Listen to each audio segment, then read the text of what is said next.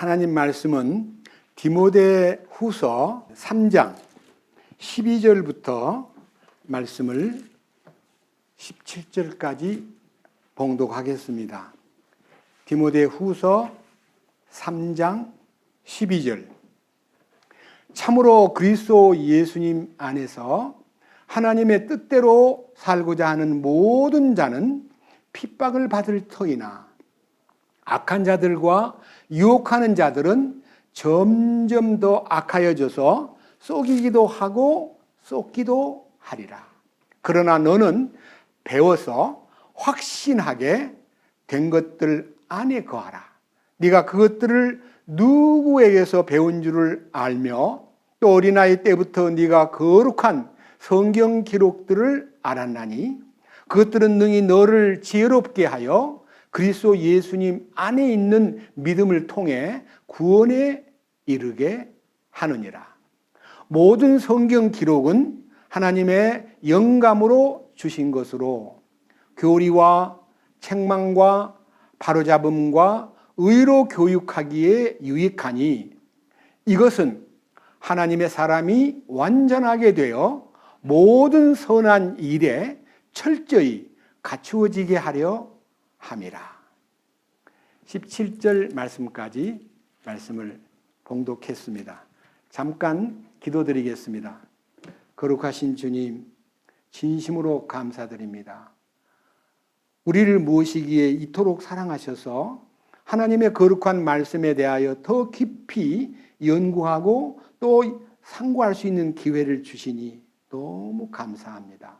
우리가 이 말씀의 기초를 튼튼히 세워서 세상 사는 동안에 너무나 많은 사람들이 속이기도 하고 또 쏟기도 하고 많은 실패를 연속하지만 하나님 말씀 안에 거하는 사람은 속아 넘어갈 수가 없고 하나님의 뜻을 따라 지혜를 얻어서 구원에 이르는 믿음을 소유하고 하나님께 영광 돌리는 삶을 살아낼 수 있다는 것을 믿습니다. 우리의 기도를 받으시고 우리의 간절한 마음들을 주님께서 성령으로 한 사람 한 사람의 마음속에 지시 내리고 또 말씀을 열어주시고 이 진리에 대하여 순종하는 마음을 갖게 함으로써 주님을 영광 돌리게 하는 삶에 우리가 박차를 가할 수 있도록 이끌어 주시옵소서. 이 시간 이 말씀을 선포할 때도 주님의 도우심으로 주님의 뜻만 오롯이 선포할 수 있도록 이끄시옵소서. 우리 주 예수 그리스도의 이름으로 기도드렸습니다. 아멘. 오늘은 이 성경이 우리에게 주어져 가지고 이 성경 66권이요. 그냥 이렇게 똑똑한 사람 모아놓고요. 자네 창세기 쓰게, 자네는 이사야서를 쓰고, 자네는 예레미야서를 쓰고, 자네는 다니엘서를 쓰고, 그렇게 해서 나누어 의논해가지고 글을 써서 모아놓은 책이 아닙니다. 얼마나 놀라운 책이냐 하면요. 창세기, 출애굽기, 레위기, 민수기, 신명기라는 이 5경, 모세 5경은요.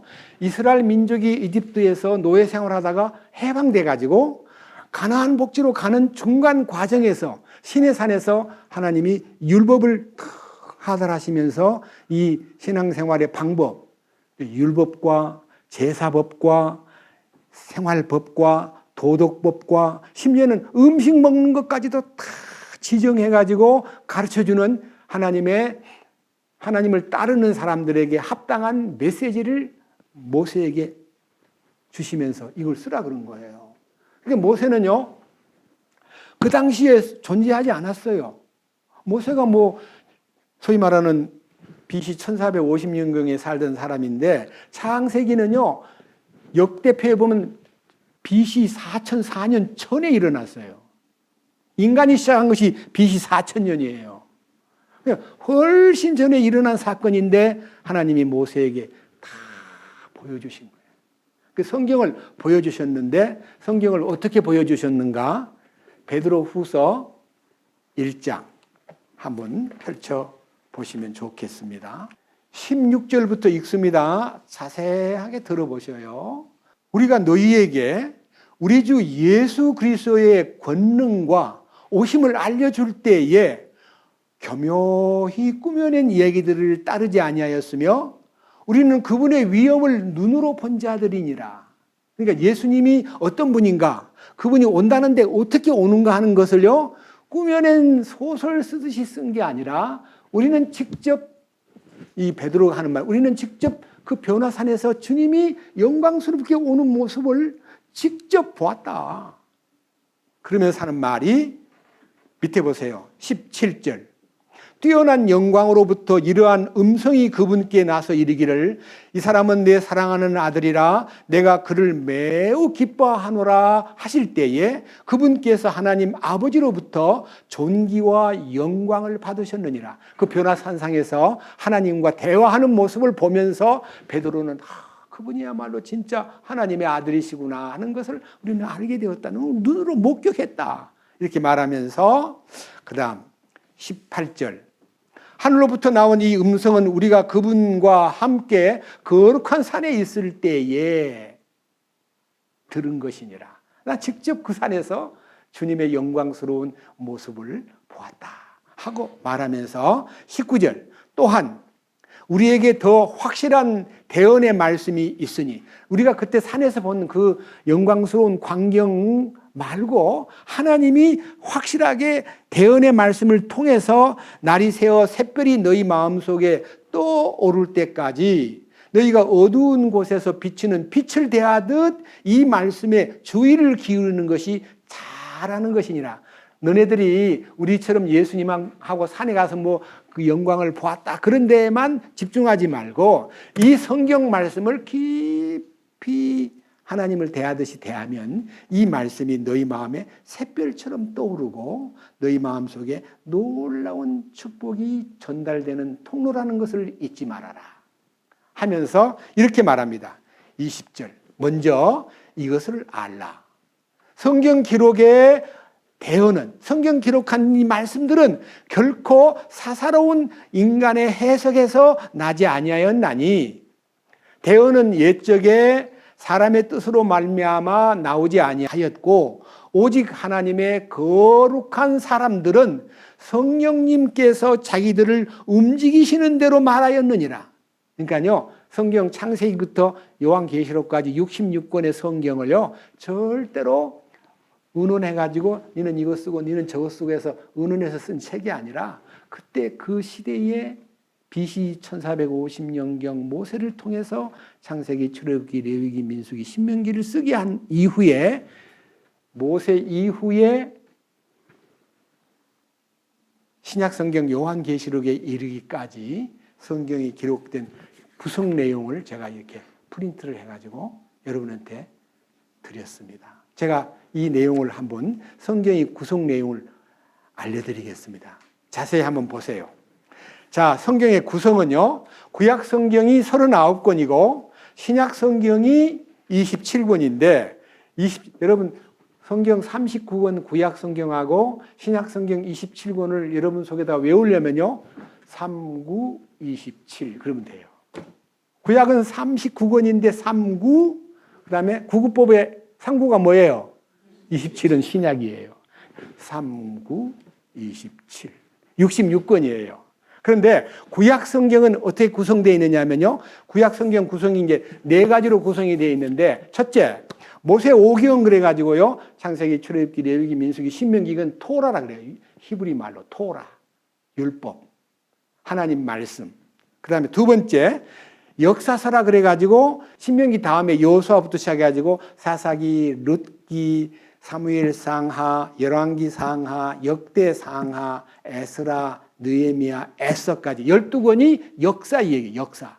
주로 이제 유대 민족의 역사를 통해서 하나님이 그 속에서 관여하시고 역사하시는 내용이 다 거기 들어있어요.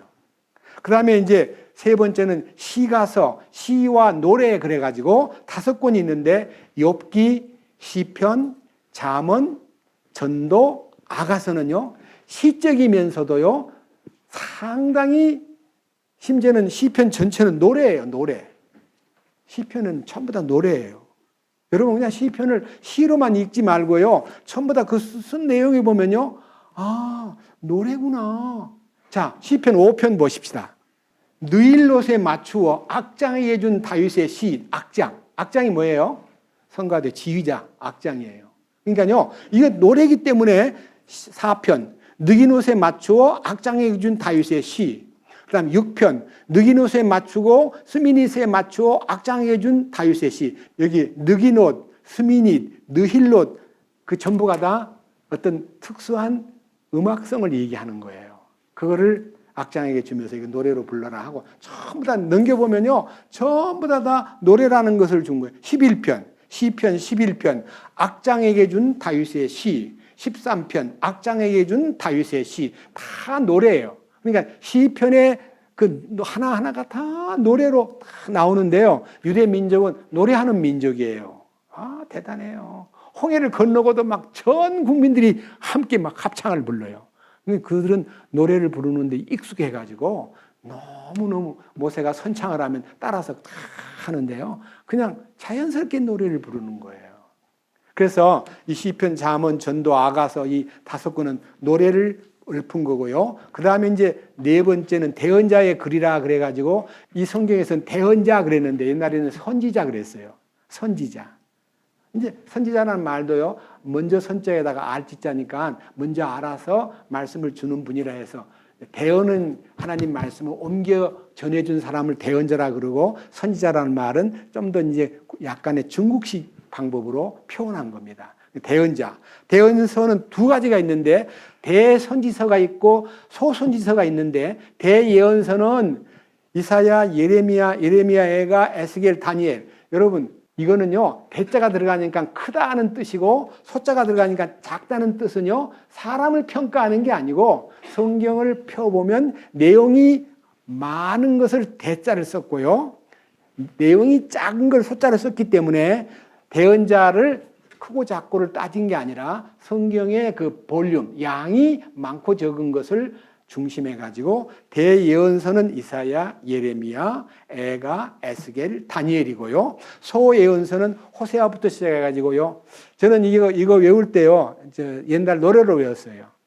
호세아, 요에라, 모스, 오바다, 요나서, 미가, 나움, 하박국, 스바냐, 학승, 말은, 12소 선지자, 이렇게 노래를 불러가면서 외웠는데요. 여러분들 이 성경의 이 소선지서 12권을 전부 합하면 이게 39권이 된다는 것을, 토라 5권, 역사서 12권, 시가서 5권, 대언자의 글 17권 다 합하면 39권이에요. 구약이. 그 다음 신약.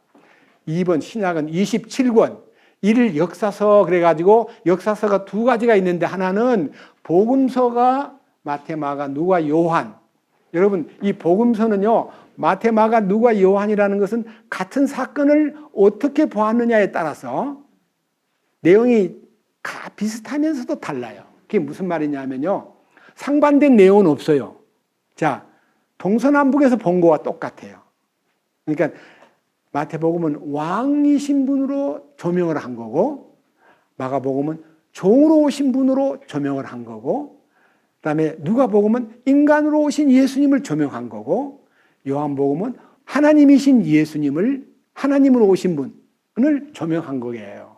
그래서 마태, 마가, 누가, 요한복음은 다 한 분을 놓고 한쪽에서 보니까 왕이고 뒤에서 보니까 종이고 한쪽에서 보니까 사람이고 뒤에서 보니까 하나님이시고, 그게 이제 사복음의 비밀입니다.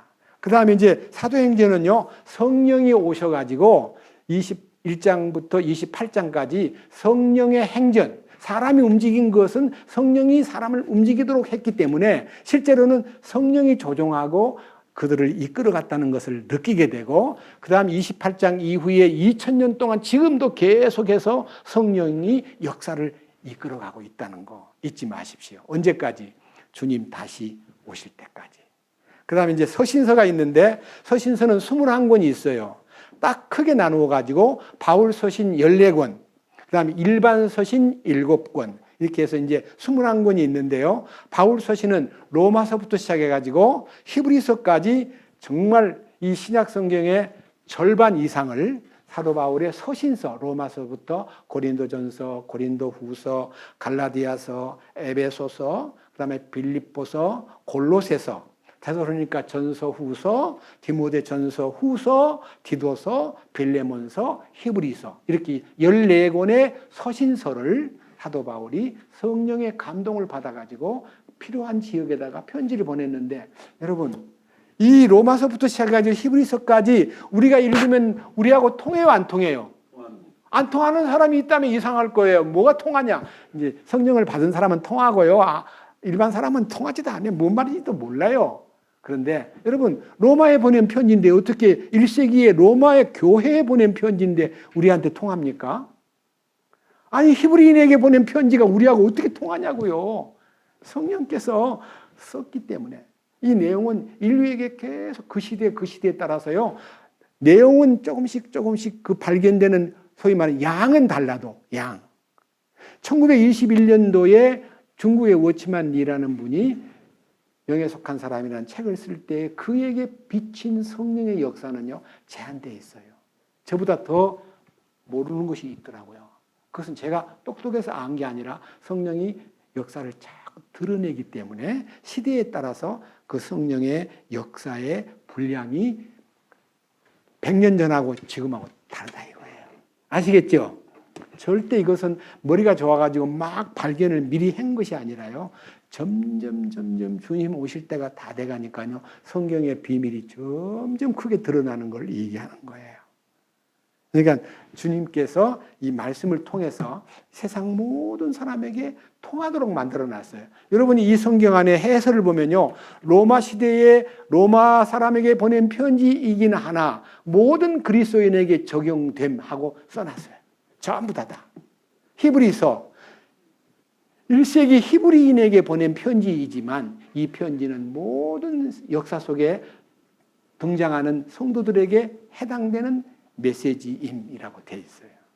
그 다음에 이제 마지막 일반 서신은요. 야고보서부터 시작해가지고 야고보서는 예수님의 동생 야고보가 쓴 거고요. 베드로 전서와 후서는 베드로가 쓴 거고요. 요한 1, 2, 3서는 제자 요한이 노년에 쓴 거고요. 마지막 유다서도 유다라는 예수님의 동생이 썼어요. 그러니까 이 성경 7권 일반 서신은요. 일반 서신으로서의 굉장한 깊이가 영적으로 있고 그다음에 그 당시 영지주의나 사탄의 권세가 침투하는 것을 막기 위해서 이 야고보서부터 유다서까지가 편지가 주어진 거예요. 마지막 요한계시록은 예언서인데 이 예언서는요. 예수님이 이 땅에 오시면서부터 영원한 새 예루살렘까지의 굉장히 장엄한 역사의 말미를 장식할 결론을 내리고 있기 때문에 요한계시록을 가지고요. 많은 사람들이 쓸데없는 현혹을 일으키고 쓸데없는 주장을 해가지고 사람들로 하여금 굉장히 눈을 어둡게 만드는 얘기도 있지만요. 요한계시록은 절대 무서운 책이 아니에요. 읽어보니까 굉장히 무섭더만. 구원을 받지 않은 사람은 형벌을 내리는 진노의 현장이 무섭지만요. 구원받은 우리들은요. 1장, 2장, 3장에서 교회를 통해서 주님의 모습을 보고 그 다음에 4장, 5장엔 하늘의 광경을 보고 6장부터 19장이 무서운 성경이에요. 그 무서운 성경은 구원받지 아니한 배도자, 이교도, 하나님을 대항하는 사람한테 어떻게 벌을 내리는가에 대한 형벌을 내리는 현장이기 때문에 무섭게 느껴지지만 우리는 거기에 해당되지 않기 때문에 주님께 감사하고 여러분들이 구원 죄 안 짓고 멀쩡한 사람은 경찰 보면 무서워요 안 무서워요? 교도소 옆에 가면 떨려요 안 떨려요? 예? 아니 여러분 죄도 안 짓는 사람이 교도소 앞에 가가지고 어머나 무서워 나도 들어갈까 어떡하지 이렇게 하는 사람이 어디가 있어요? 죄 없는 사람은 경찰도 안 무섭고 막 경찰관이 막 삑삑거리고 와도 하나도 겁이 안 나잖아요. 나는 죄를 안 지었기 때문에. 우리는요 구원받은 성도들은 요한계시록 6장부터 19장까지의 그 형벌을 내리는 환경에 대해서 조금도 두려움이 없어요. 너무나 감사한 일이죠. 그래서 이 성경의 구성을요 다 말씀을 드렸고요. 여기에 대해서 세부적인 내용은요 필요에 따라서 제가 이제 강의를 통해서 성경이 갖고 있는 특징을 좀 밑에다 써놨어요.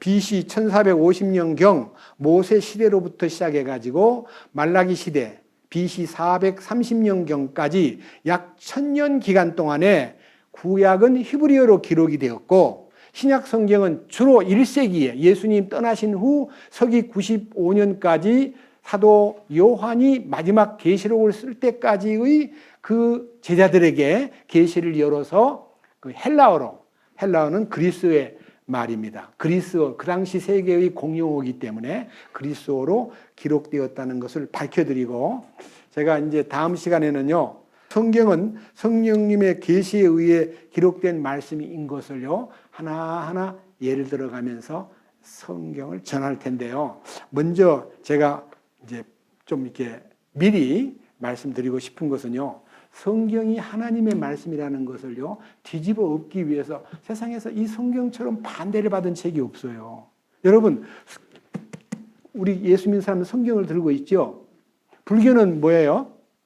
불경이 있잖아요, 불경. 유교는 사서삼경이 있어요. 저 마호멧교는 코란경이 있어요. 등등 경전이 있는데 전부 다 그 경전들은 도덕경이에요. 도덕, 윤리, 세상에서 착하게 살아라. 그것을 가르치는 종교가 세상에 많이 있지만 이 성경은요, 도덕경이 아니고 윤리책이 아니에요. 이거는 생명의 책이에요. 놀라운 비밀이 들어있어요. 이 성경의 일관성에 대해서 이제 잠깐 얘기하고 마칠까 합니다. 성경의 일관성이란 말은요, 창세기에서부터 시작해가지고 66권 성경 전체에 다 주인공이 있어요. 창세기를 딱 열어보면요, 인물이 8명이 나와요. 8명. 많은 인물이 있지만 8명의 주인공이 나오는데, 제일 첫 번째 창세기 1장부터 3장까지 주인공은 아담. 그 다음에 4장의 주인공은 아벨. 가인과 아벨. 아벨이 이제 하나님 보실 때 주인공다운 사람이 아벨. 그 다음에 5장에 가면 에녹. 6장에 가면은 노아. 그 다음에 12장에 가면은 아브라함. 그 다음에 이제 그 이후부터 50장까지 역사를 쫙 보면 아브라함의 아들 이삭, 이삭의 아들 야곱, 그 다음에 야곱의 아들, 12아들 가운데 요셉, 이렇게 8명이요, 창세기 주인공이에요. 근데 그 주인공이요, 전부 다 하나님의 손길에 의해서 그 인생이 결정되고 자기들 마음대로 인생을 꾸려간 게 아니라요, 전부 다 하나님의 간섭과 다스림과 하나님의 이끄심에 의해서 하나님의 뜻을 이룬 사람들이 아브라함의 하나님, 이삭의 하나님, 야곱의 하나님이라고 하는 이 3대 인물이 갖고 있는요, 엄청난 그 순종과 그 믿음이요, 하나님 보실 때 굉장히 이쁘게 보였던 거예요. 그래서 우리가 이제 아브라함을 얘기할 때 보통 대부분 아브라함은 유대민족 이스라엘의 조상 아니야, 이렇게 말하는데, 우리가 예수 믿고 구원을 받고 나면요, 아브라함을 원래 이름이 아버지가 지어준 이름은 아브람이었어요. 근데 하나님이 네 이름을 이제 아브람이라 하지 마, 아브라함이야. 아브라함이라는 말은 열국의 아버지라는 뜻이에요. 열국. 이스라엘의 아버지가 아니고 열국의 아버지. 성경에 열국의 아버지라는 뜻이요, 갈라디아서에 잠깐 보고 확인을 한번 해보겠습니다. 갈라디아서 말씀 안에 열국의 아버지가 아니라 모든 민족의 아버지가 아브라함이다 하는 것을 말씀했어요. 자, 이 갈라디아서 3장에 16절 봅니다. 이제 그 약속들은 아브라함과 그의 씨에게 하신 것인데, 그분께서 여럿을 가리키며 씨들을 에게라 하지 아니하시고 하나를 가리켜 내 씨에게라 하시나니 이 씨는 그리스도시니라. 아브라함아 네 후손을 통해서 세계 만민이 복을 받는다 하는 그 씨가 여러 명이 있는 게 아니라 예수님이 그 씨의 중심이다. 아브라함의 약속의 씨는 예수님이다. 그렇게 말씀했고, 그 다음에 3장 27절부터 너희 중에서 그리스도 안으로 침례를 받은 자는 다 그리스도로 옷 입었느니라. 거기에는 그리스도로 옷 입은 그곳에는 유대인이나 그리스인이 없고 매인자나 자유로운 자가 없으며 남자나 여자가 없나니 너희는 다 그리스도 예수님 안에서 하나이니라. 너희가 그리스도께 속한 자면 곧 아브라함의 씨요 약속에 따른 상속자니라. 예수님 안에 딱 연합이 되면요, 모든 사람이 예수님 안에서 아브라함의 씨가 된다는 거예요. 아브라함은 믿음의 조상이니까. 그래서 우리가 아브라함이 가졌던 그 믿음을 우리도 소유하고 아브라함처럼 순종하는 사람으로 살아야 된다는 것을 가르쳐 주는 것이 이 갈라디아서의 중요한 핵심이에요. 그래서 우리가 영적으로 하나님께 기쁨을 드리고 하나님을 영광스럽게 하기 위해서 우리는 이 성경 말씀에 깊이 마음을 이렇게 쏟고 이 성경 말씀을 가까이 하면서 여러분 영적인 것이 점점 커지고 하나님을 아는 지식이 자꾸 늘어남으로써 이 속에 담긴 약속이 단순한 도덕과 윤리가 아니라요, 하나님의 생명을 어떻게 표현하고 하나님의 생명을 어떻게 누리고 그분의 통치를 어떻게 받으며 그 모든 훈련을 통해서 우리가 천년왕국에 들어가서 통치권자로 행세할 수 있는 모든 소위 말하는 기본을 갖추는 것이 우리 신앙생활이에요. 그래서 성경 말씀을 깊이 사랑하고 그 다음에 이제 마지막 한 부분을 읽고 마치겠습니다. 이사야 34장 이 말씀은 정말로 의미가 심장한 말씀이기 때문에 이 말씀을 여러분들에게 알려드리겠습니다. 이사야 34장 16절 너희는 주의 책에서 찾아 읽어보라. 이것들 중에 하나도 빠진 것이 없고 자기 짝이 없는 것이 없으리니 이는 내 입이 그것을 명령하였고 그의 영이 그것들을 모았기 때문이라. 성경 주석가들은요, 이거를 영적으로 풀어놓은 것이 많기 때문에 저는 앞뒤절을 딱 읽어보면 모든 하나님이 만들어 놓은 것은 다 짝이 있다는 뜻이에요, 사실은. 그러나 거기에 생물학적으로 모든 짝이 있어야 이 번식이 되고 새끼가 나잖아요. 그걸 얘기하는 건데 우리는 이제 성경으로 들어가 가지고 영적으로요. 구약 성경은 자물통이고요. 신약 성경은 열쇠예요. 그래서요, 반드시 그 자물통에 그 열쇠가 들어가야 열리지. 아무거나 같이 집어넣으면 자물통이 열려요? 구약의 말씀은요, 신약의 예수님을 통해서 다 풀리게 돼 있어요. 예수님만 넣으면 풀려요. 그래서 창세기부터 시작해가지고요, 예수님이 어떤 분인가를 창세기부터 다 미리 예언을 했어요. 그래서 이 인간을 창세기 보면요, 하나님이 우주를 시작하시고 지구를 만드시고 그 다음에 인간을 만드시고 가정을 만드시고 쭉 모든 계획을 인간에게 큰 뜻을 두고 역사를 했는데 아담이 범죄함으로써 에덴 동산에서 쫓겨나고 인간은 비참하게 돼버렸어요. 그 이후 인간들은 땀을 흘리면서 많은 고생 속에서 한숨 짓고 탄식하면서 사는 인간이 돼버렸어요. 근데 하나님은 그런 속에서도 구원의 계획을 세우셨어요. 여인의 씨를 보내마.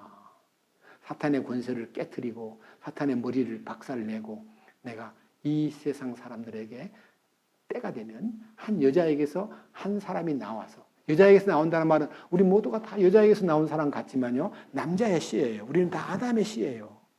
예수님 한 분만 남자와 관계하지 않고 성령으로 관계를 맺어가지고 이 땅에 보내주심으로써 우리 인간이 구원의 계획이 창세기부터 다 열려서 하나님과 회복이 되고 관계가 다시 개선되는 놀라운 축복이 창세기 벌써 아담이 범죄해가지고 하나님께 저주받는 순간에도 창세기 하나 보고 마칠게요. 창세기 말씀 제일 중요한 얘기입니다. 창세기 3장 15절 내가 너와 여자 사이에 또 내 씨와 그녀의 씨 사이에 적개심을 두리니 그 씨는 머리를 상하게 할 것이요 너는 그의 발꿈치를 상하게 할 것이니라. 여기에 한 여자가 나타나는데 그 씨를, 한 여자의 씨에서 사탄의 머리를 박살내고 당신의 계획이 완전히 이루어지는 때가 올 거다 하는 약속을 했는데 그 때를 갈라디아서에는 때가 참에 하나님 예수 그리스도를 여자에게서 나게 하시고 해서 여자의 씨로 오신 예수님이 인류를 구원시키는 메시아라는 것을 벌써 창세기 속에서부터 하나님이 계획을 세워가지고 그 일을 실행하시는 내용이 나오는데요. 제가 이제 차분하게 창세기부터 성경의 깊은 뜻에 일관성이 있고 통일성이 있고 주인공이 창세기의 주인공 예수님 여자의 씨, 출애굽기의 주인공 예수님 어린 양, 하나님의 어린 양.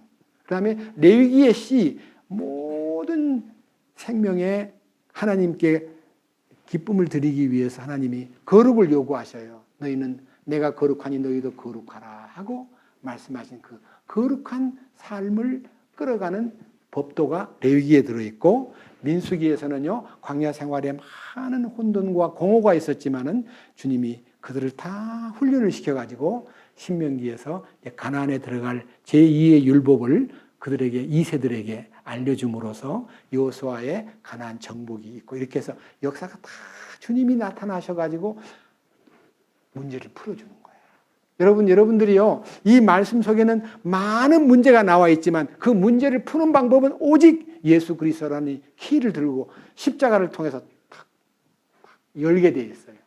이 축복이 서서히 밝혀지고 우리는 예수 믿는 것이 얼마나 행복한 것인가를 마음속에서 깊이 기대를 걸고 이 성경 공부를 하면서 은혜를 받는 시간이 될 수 있도록 주님이 인도해 주시리라고 확실히 믿습니다. 감사합니다. 기도하겠습니다. 주님, 오늘은 성경의 기본적인 구성에 대해서 말씀을 드렸고, 우리는 이 창세기서부터 요한계시록까지 전부 다 하나님의 경영에 의해서 성령의 감동하심을 입은 사람들이 하나님께 받아서 말한 것들이기 때문에 역사 속에서 많은 저항과 많은 도전을 받았지만 지금 3,500년 동안 유유히 자기 위치를 지키면서 인간을 감동시키고 변화시키고 새롭게 만드는 이 능력이 이 말씀 속에 실려 있다는 것을 주님께 감사드리고, 이 말씀을 듣는 모든 사람들이 점점 주님께 더 매혹되고 말씀에 더 매혹되어 주님이 기뻐하는 사람으로 살아낼 수 있도록 이끄시옵소서. 우리 주 예수 그리스도의 이름으로 기도드렸습니다. 아멘.